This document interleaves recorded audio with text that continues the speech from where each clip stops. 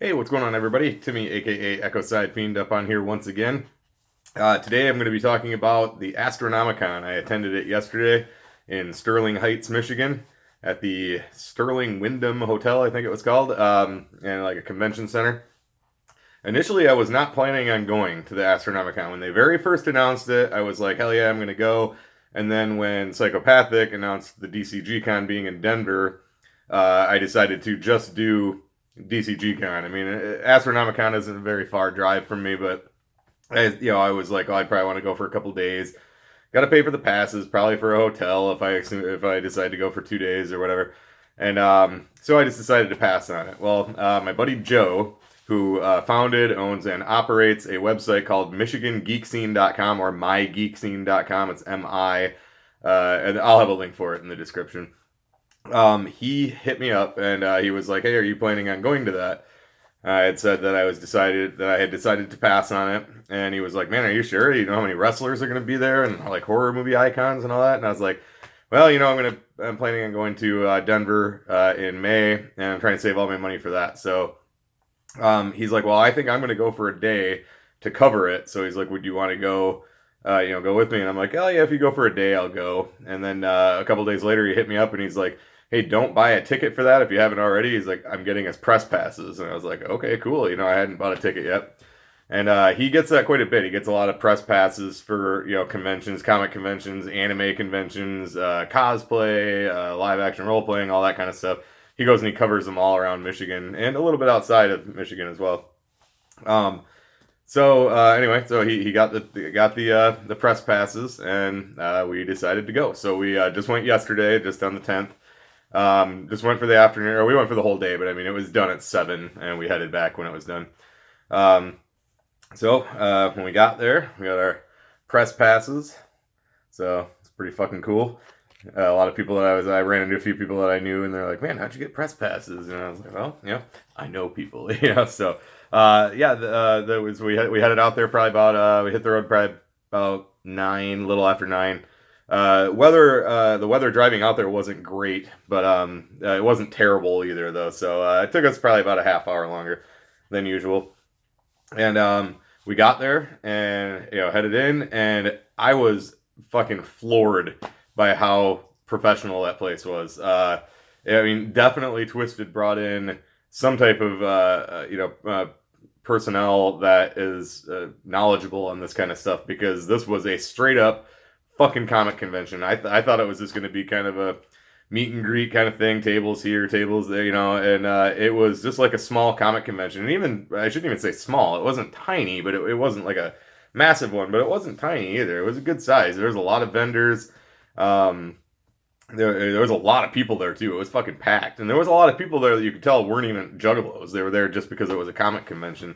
And but when you first walked in, there was the hotel was huge, like a hotel convention center, and the lobby had a few booths out there. Stuff I wasn't super into, so I didn't really check it out. There was some girl that had a cosplay. She's a famous cosplayer or something. I'm not really sure. And then the Ghostbusters were there, like those Ghostbuster groups. I'm not really sure what the fuck that's all about, but it's people that are fans of the Ghostbusters, franchise, and they make their own costumes and stuff. It's pretty cool, but it's not my thing. But then they had an upstairs video game area too. I did go check that out. It was actually pretty good. I didn't really do anything up there. I just kind of went and walked around up there real quick. But the main convention hall was where the majority of it was at. So you walk in. They had a table right at the front that had first of all, there was right to the left. There was merchandise for Majik Ninja, and then there was like two tables pushed together. That's where throughout the day, that's where the Majik Ninja artists came and did signings. And then throughout that, then it was all just basically like a Comic Con. I mean, if you've ever been to one, there was artists and vendors of all kinds, comic books, retro video games, artwork, just anything you could think of, pretty much. I mean, if you've been to a Comic Con before, just think of a little smaller scale one than like a big national one or something. But I mean, it went from one end to the other. There was like one end of the hall to the other, and they had several. I mean, I'm sure people have been reading about the guests that were there. Majority of them showed up. The few that didn't was basically due to the weather. If they hadn't canceled before that. Joe, who I was with, he actually had an interview lined up with an Angry Video Game Nerd, and Angry Video Game Nerd had to cancel because his flight was canceled on Friday, and then Saturday he tweeted out that there was no flights available, which was kind of weird to me. There wasn't the weather. I didn't think was that bad. I certainly am no pilot by any means, but I didn't think the weather was so bad that a plane couldn't land. I've seen people get here in way worse weather. My buddy Tom from England came over for the Riddlebox show in 2012, and the weather was worse than that, and he made it. So, and I know Scotty D, Fagel Lovers, I know his flight got canceled as well. So, and then when we did leave that night, I mean, it was fine. It wasn't snowing anymore. It was only a little layer of snow on the car that we brushed off. Roads were fine. But anyway, back to the convention.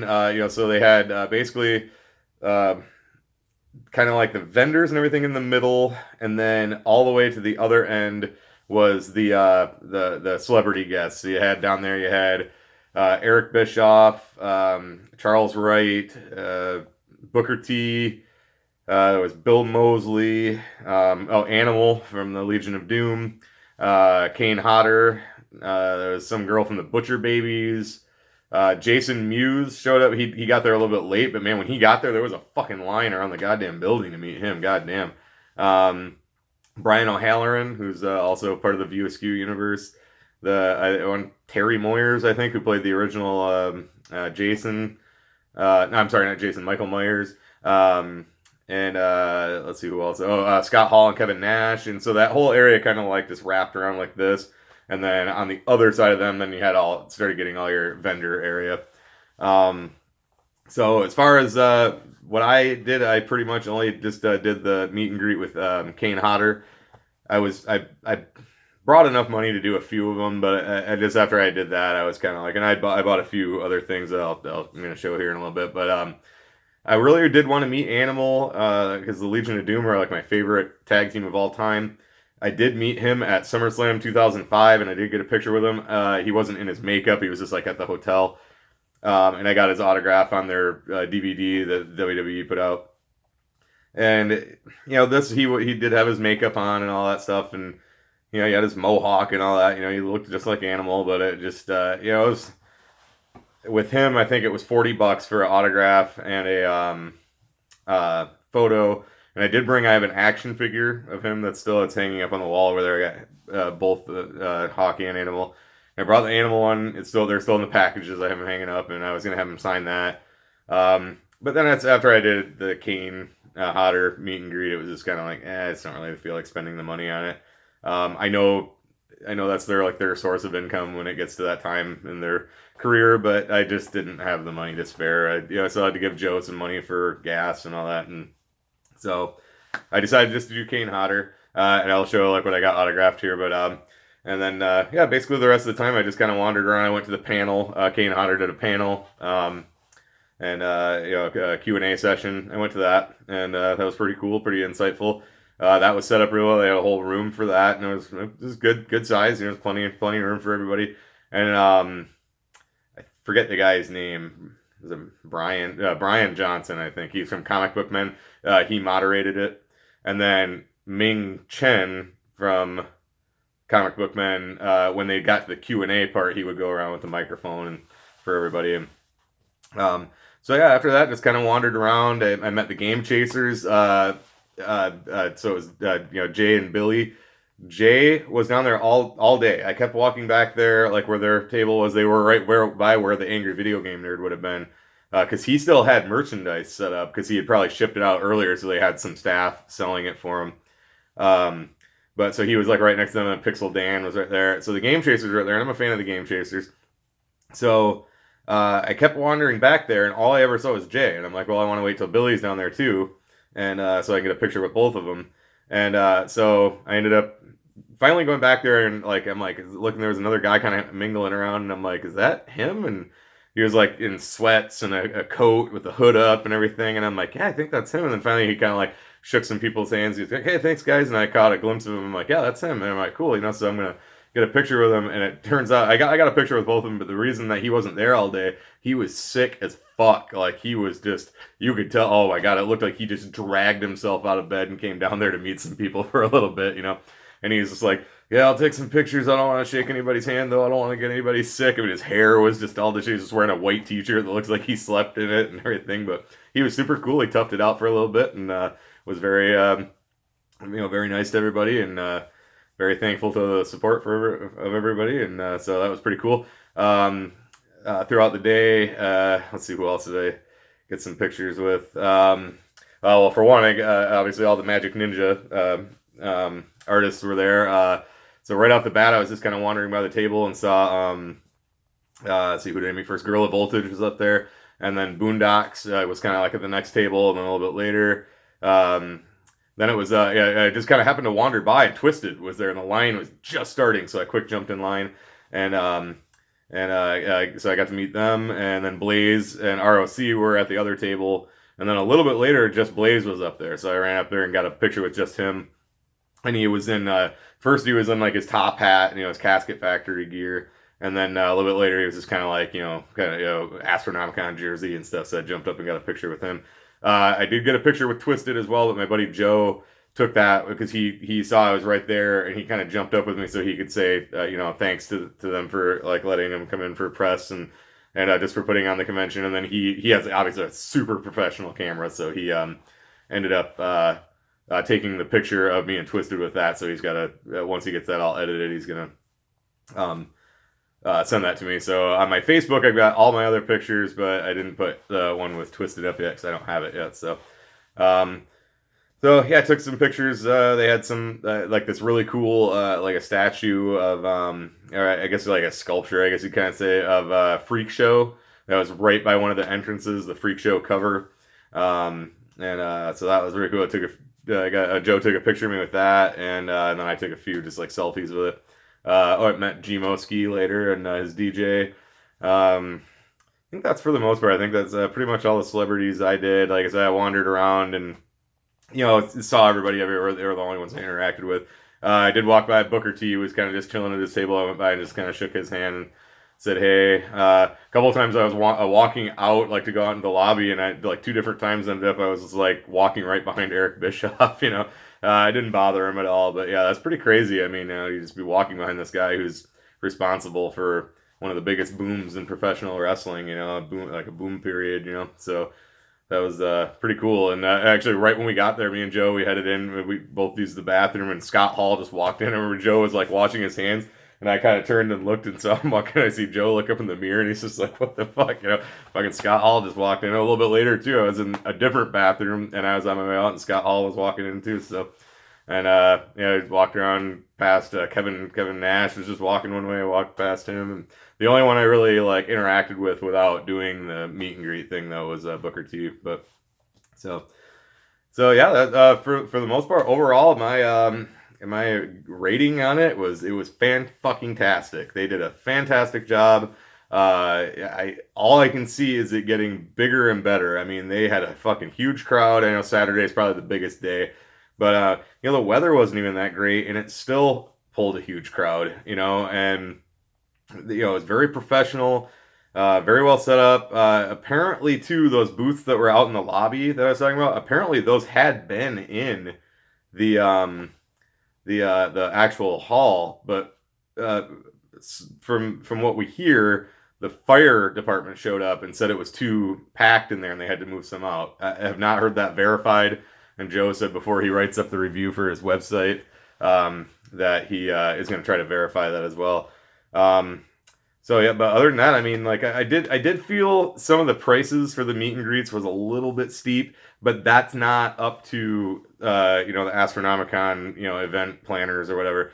That is the celebrity guests themselves, and Joe kind of explained all that to me. Like the con, when they do that kind of stuff, they can either pay the like a booking fee to that celebrity guest and then stuff will be free or cheaper for the attendees, or they can not spend that, and then the celebrity guest charges what they want. And especially for a small upstart con like Astronomicon, they probably didn't have the money to do that, to do the retaining fee or whatever. So overall, I thought some of them were a little steep, like especially like Eric Bischoff. I mean, he was charging like 40. His might have been 50. Kane Hodder was 50 for a photo and an autograph.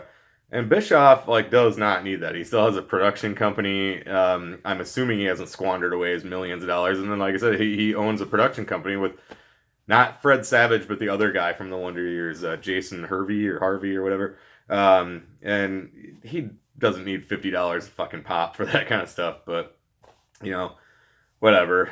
So like I said, I would have liked to have met a couple other ones, but I just picked Kane Hodder, and that's just what I went with. And then a little bit later too, Joe did get an interview with Ming Chen from Comic Book Men. They had a press room, so I went and helped Joe kind of set up his equipment, and then I took off, so I didn't interrupt anything. But so he had I think about a half-hour interview with him that he'll be editing and putting on his YouTube page. So I'll link that up in the description when he gets that up. It'll probably be a week or two yet, and then he is going to write up a full review for his website. On the way home, he used his recorder, and we discussed together what we liked, what we didn't like, and all that. And he's going to kind of edit that into a review. So I'll link his website right away, but then when he actually puts the review up, I'll link that in there too. So yeah, that's pretty much it. It was a fantastic event. Way to go, fucking Twisted. It was awesome. Very well put together, very professional. And they were saying too, when Joe was talking to Twisted, Monoxide had said they're actually going to shoot for a little bit warmer weather next year. Because I assume they're totally going to do it again. It had to be a success. It was packed, and that was all we went was Saturday, so. But they said they're going to shoot for probably April, so that'll definitely help. I'm sure that'll pull more people. And so yeah, if they do it again next year, I'm definitely going to go at least for Saturday. It's probably not something I would go all 3 days. Like I'm planning for DCG Con, but it was still just to go for a day, totally fucking worth it. I mean, obviously I got them for free, but even if I had paid $35, totally would have been satisfied. So, all right. So yeah, that's pretty much it for the review part. I definitely recommend it. Go next year if they do it. So I'm gonna show some of the stuff. Oh, I do have to go over here. I'm gonna show everything that I bought or got autographed. So first and foremost, I brought. I already had these, but I brought, I don't know if you can see that or not. Yeah, I guess there you can see it. Had Continuous Evolution vinyl signed by Twisted. And brought Green Book. Got that signed, so you can see it there and there. Got my Freak Show vinyl. Got that signed.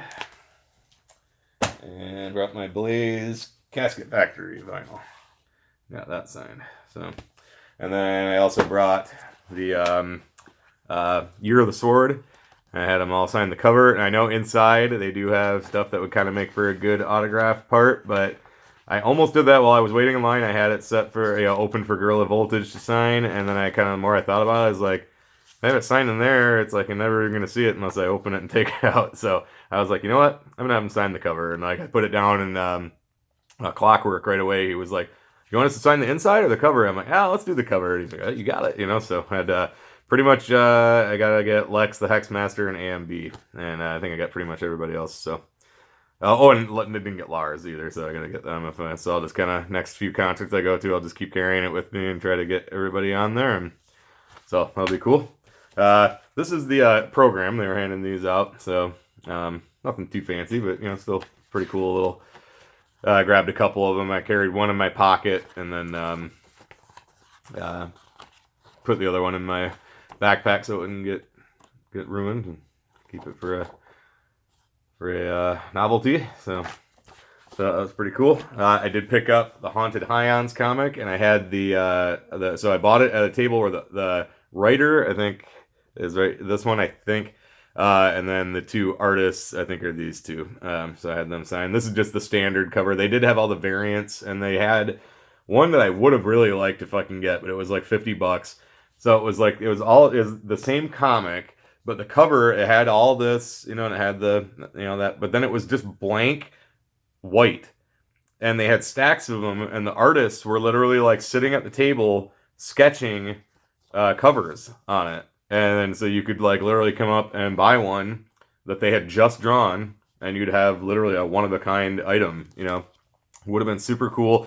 And they had one up at the table for this Source Point. Source Point Press, and my buddy Joe is friends with all those guys, and they had one up at their table that was one that had just been drawn at the other table where the artists were, and it was like essentially The Shining, where Jack Nicholson has the axe through the door, but it was twisted looking through, and it was fucking awesome, but it was $50, and I was like, man, I just don't have the money for that. And I'm not a big comic collector anyway, so I'm just going to read this, and I'm probably just going to frame it, so that was that. That was just $5, and then they just signed it, so that was all part of the deal. So this is what I had Kane Hodder sign. This is my sweatshirt. I've shown this before in another video that my friend Jeremy made for me.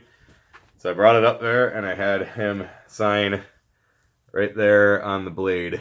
And he saw this, and he was like, dude, that is fucking awesome. Where'd you get that? And I told him, I'm like, oh, my friend made it for me. And he's like, dude, that is fucking sweet. And I don't think he was swearing, but regardless, he said it was awesome. So got Kane Hodder, and he wrote Jason on it. So, and then you get a picture with him. Those are all on my Facebook. So if you are friends with me, you can check those out if you haven't already.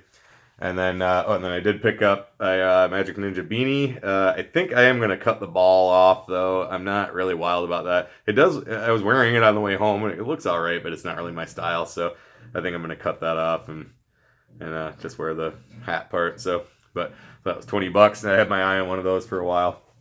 So, and then these I bought. So the last two things are it's actually four things that are in two sleeves. This guy, he was at Grand Rapids Comic Con a couple years ago, and he was selling these prints that he draws. They're just prints though. For I think it was 3 for $20, and so he had all different kinds. He's got ones that are based on wrestling and Star Wars and Star Trek and all kinds of stuff. But he's got tons of wrestling ones. And so at the Grand Rapids Comic Con, I bought a Daniel Bryan one, a Bret Hart, and what's the other one that I have? Ricky the Dragon Steamboat and the Macho Man. And they look like, you'll see here, they look like old pulp magazine covers or comic book covers too. A lot of them are based on actual comic books and things like that. So the ones I already have, I bought frames for, and I have them hanging out in my living room. And then he was at the Astronomicon, obviously, and he was selling them 4 prints for $25. And he had bunch of new ones. And as soon as I was walking by, I started talking to him. I was like, "Oh, dude, I got some of your pieces already hanging above my TV." And so I kind of picked out another 4. I bought these on the way out, so I didn't have to carry them the whole time. So this is one. It's I'm gonna try to get it without too much reflection there, but they're in like a kind of a hard plastic sleeve. So obviously you can see it's Finn Balor, and it kind of looks. Apparently this is based on some type of Marvel. I think he said the demon or something. Obviously I know Finn Balor's the demon, but like actual based on some type of actual comic cover or something. So I think they all are, but like I said, I'm not a huge comic book reader. I used to be. Growing up, I was hardcore into comics, but I think they're all kind of based on that. So then this is the other side. There's obviously 2 different prints. They just put them in the same sleeves of this. Obviously you can see Chris Jericho, and the other ones out that I have hanging up already, as far as I can tell, are based on just kind of those old pulp comics. Not pulp comics, like pulp magazines, like story magazines. So you can see like wall breaking premiere issue, and then actually I guess I didn't really read, so I got NXT for the Finn Balor, seeing all new stories, best in wrestling, first NXT issue, wrestling's startling new epic, the origin of Finn Balor. It's just fucking cool, man. And this guy too, when I met him, I think he's got like severe like arthritis in his hands. So my friend Megan, her stepdad has that, and like he's a surgeon, and his hands are very like kind of, I don't know. I mean, I don't want to make it sound like I'm making fun of anybody or anything, but they're like, they're kind of like drawn in, and his knuckles are kind of protruding. And this guy was the same way when I was like buying the stuff. He's kind of handing, the money, change back to me, and and he handed me these. And again, I mean, I'm not trying to, imitate him or anything like that, in a demeaning way, but if he has that and he can draw like this, that's fucking amazing, you know. And so yeah, he's a super cool guy. I sit and talked to him for a few minutes and stuff. So, and the other ones, I there was a couple others I kind of wanted to pick. There was a Jake the Snake one that I really wanted, but he's got a website, so I was like, if I really want to order him, or I'll catch him at the Grand Rapids Comic Con. But I picked this one. DDP wasn't like my favorite wrestler or anything, but right now I'm doing DDP yoga, you know, and that's like what this is. Yeah, so he says that he's looking to help you become your best with DDP yoga. And I was like, man, I gotta fucking have that one, you know. So life is 10% of what happens to you and 90% how you react to it. Stay strong, be unstoppable, you know. So I was like, man, I'm doing DDP yoga right now. I gotta have that one. And then the other one, Legion of Doom, my favorite tag team of all time. So I had to pick that up too. So these are cool. And then when you buy him, he signs each one. Every one of them is signed right there. So his name is, I don't know if I said his name. His name is Eric Hodson. So if you do want to check him out, it's ERIK and then Hodson, HODSON. So if you want to check him out, he does have a website. He's got all kinds of stuff for sale. I'll link that up in the description too. So that's pretty much it. That's everything I bought. Oh nope, sorry, one more thing. There was a booth selling this is a zombie soda. I have not opened it yet. This is Black Cherry Asylum Zombie Soda, insanely good. And they had quite a few different flavors, and it was like $2 or like 3 for $5. But I didn't want to weigh my backpack down too much, so I just bought the one. So have not tried it yet, but when I do, I'll let you guys know how it tastes. So yeah, that's pretty much it. That's everything I got now after I showed the soda. Again, the event was fantastic. I highly recommend it next year. Majik Ninja Entertainment, Twisted, great job on this. It was fucking awesome. I had a blast. I know my buddy Joe that I went with had a blast. And yeah, that's pretty much all. It did run into Gage, my buddy Gage. I also ran into Not Slim One, so shout outs to both of them. I think that's pretty much everybody I saw that I knew. Joe had a bunch of people he knew, but they're all in a whole separate group of people, so I didn't know all of them. So yeah, again, thanks to Twisted Majik Ninja Entertainment for putting on the event. Thanks to Joe from MichiganGeekScene.com for bringing me with. He didn't have to do that. That was super cool that he invited me along. And had a blast, and I can't wait to go again next year. So if you watched all this, I know it's a little bit long, but thank you so much for watching. Thank you for the support. As always, check out Carnival Spirits. Make sure to check out mygeekscene.com. And I will catch you next time. This is Echo Side Fiend. I'll catch you in the next one.